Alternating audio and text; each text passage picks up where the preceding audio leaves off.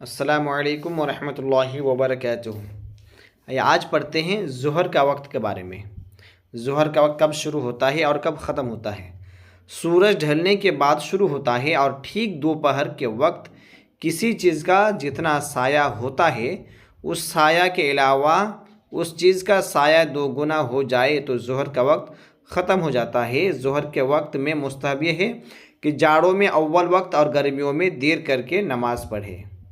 ज़ोहर का कब शुरू होता है? सूरज ढलने के बाद से लेकर हर वो चीज़ का साया असली से दो गुना साया होने तक ज़ोहर का वक्त रहता है।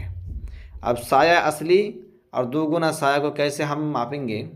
जैसे कि एक लकड़ी को कहीं मैदान में गाड़ के रख देते हैं, ठीक है। अब जैसे जैसे सूरज निकलेगा वैसे वैसे उसके साया क्या है, कम होती जाएगी, घटती जाएगी।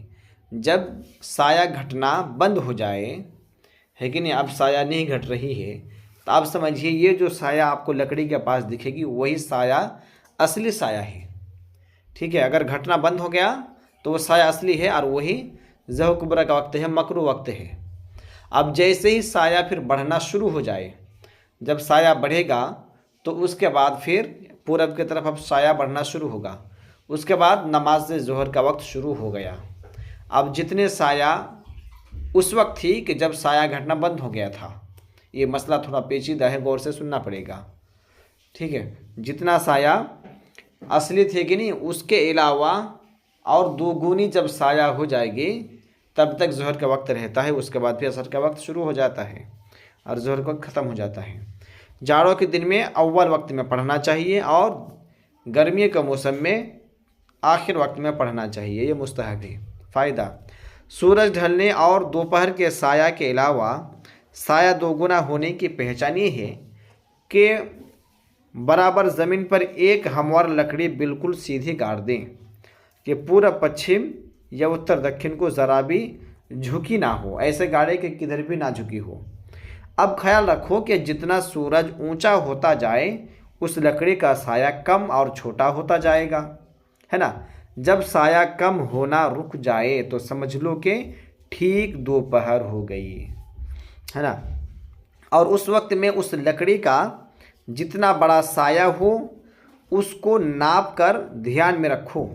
उसके बाद जो ही साया बढ़ने लगे तो समझ लो कि सूरज ढल गया और ज़ोहर का वक्त शुरू हो गया।